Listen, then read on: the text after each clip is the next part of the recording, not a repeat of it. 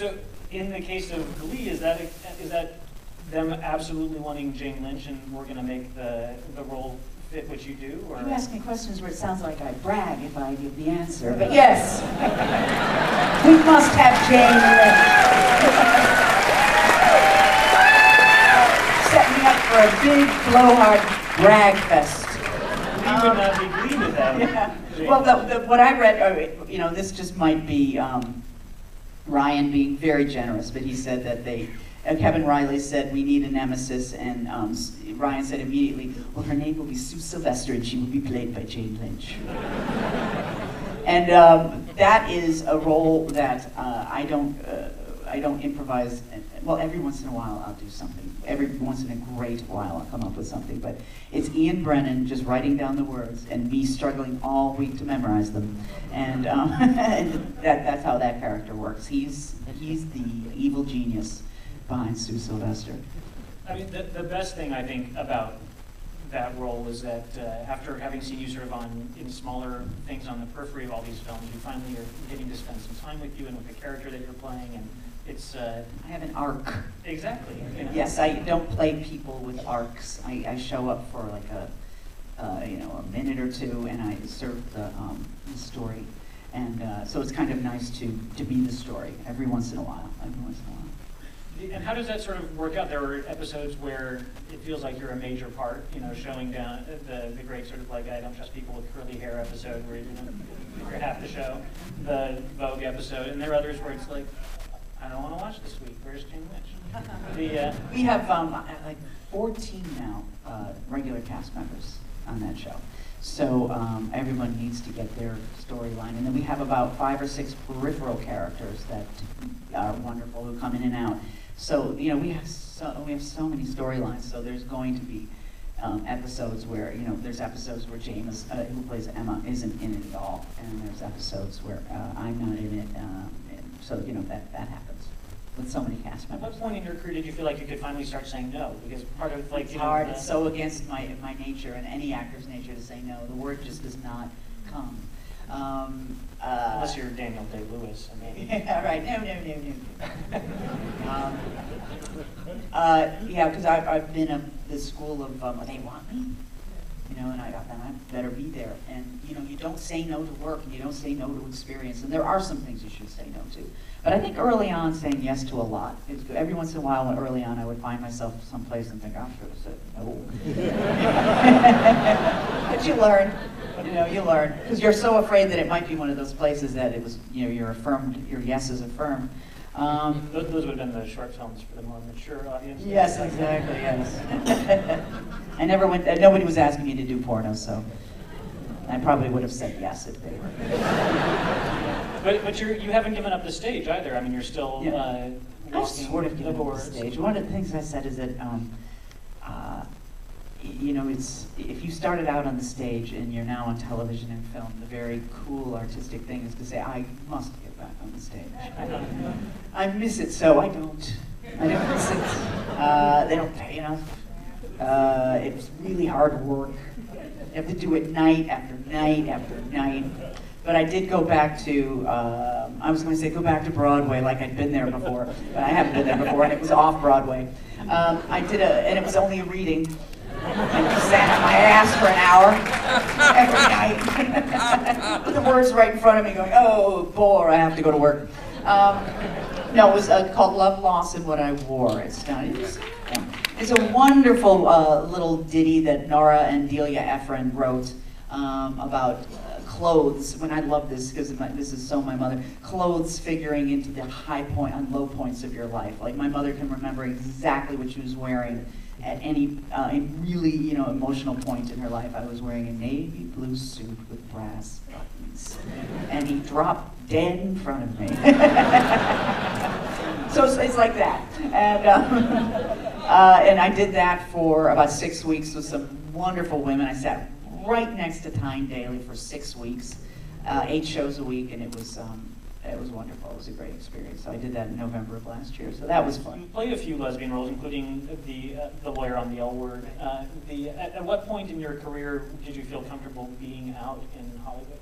Right away, because I really started to be known when I was 40. And I was a big les by then. I wasn't turning back. And I had a history. There were stories to be told if I denied it, but I didn't have a moment's. I didn't have a moment's worry about that at all. But I mean, I will say that when I was in my 30s and had no reason to be thinking about fame and fortune at that time, I would lay in bed at night and go, how would I do this? How would I come out? How would I hide it? You know, and I'd have some restless nights thinking about that. But when it came, when, you know, people started to care, and yet kind of not caring too. That's another thing too. It wasn't, you know, I'm a character actor, number one. And you're allowed to be gay in Hollywood as a character actor. It's still not as an ingenue and a leading man. It still is hard for America to deal with. Or maybe it's not even America, it might just be studio executives. And also, what did I say, character actor? Oh yeah, people like Ellen DeGeneres and Melissa Etheridge and Katie Lang and Rosie O'Donnell came out before me, kind of. They were these hip, kind of happening personalities and said, oh, by the way, I'm gay, and America went, okay. And then Jane Lynch comes along, dude, I'll take that path. Is it even something, though, that you consider a major part of your identity, or is it, I mean, because... I'm not blonde and I'm gay. I really don't. I mean, but there, you know, the thing is, there are a lot of, you don't get maligned for being blonde. So I feel a little bit of a responsibility, and in a good way, not like, oh, bother, to, you know, do things like this and be very open about who I am, be very open about the fact that I just got married and that I'm very happy and thankful. Not in California, obviously. Not in California. And to not make to make it a political statement, but just, hey, we got married. Isn't that great? And I think that's really probably the most powerful political statement I can make, is to not make one and just talk about it everywhere I go. If people ask me, you know, so you got married, yay, isn't that great? And it's, you know, I was on Jay Leno the other night. Thank you. Everywhere I go, they bring it up, and not very rarely is it like, well, don't you think it should be a right extended to all Americans? Very rarely do they take it to a political place. It's just like, isn't that nice? You know, she got married, which I think is the way to go. Do you have causes? Like Miley Cyrus has causes, you know, the Gossip Girl has causes, which is great, by the way. I mean, I think it's great that you know, as teenagers, they recognize that that's important. But I mean, like, here you are, pushing 50. And I'm so close, it's almost turned over. I've got like 4 more days in my 40s.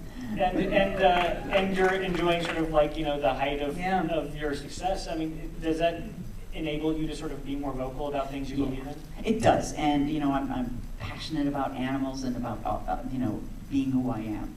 So you know, I do stuff for PETA, and I do this wonderful little thing. This wonderful little thing. I would love for you all to come in Pasadena. I think it's October, 3rd or something like that, where we do a little, we kind of prostitute the dogs out there. We dress them up. We have them walk the catwalk in little outfits. And it's called Race for the Rescues, and there's actually a run involved. And a dog, almost every dog is adopted, and there's cats there as well, and there are 7 no-kill shelters, and so that's a lot of fun, and I do that every year. Yeah, and you know, that is important to me too. To, you know, to kind of, you know, raise awareness is such a boring phrase, and it almost doesn't mean anything anymore. But if you can get somebody to actually, you know, walk away with the pet that's been abandoned and give it a great home, I think that's an awesome thing. You're obviously recognizable at this point when fans sort of accost you or politely confront you on the street. Which of your characters is it that you feel like they're responding to? Now it's Sue Sylvester. Absolutely. Yeah. It was a kind of a mix before. But it's definitely Sue Sylvester, and it's 14, 15-year-old kids. And, you know, and the thing that's hard about that is that you can't say, buzz off, I'm trying to have dinner here. You gotta be nice.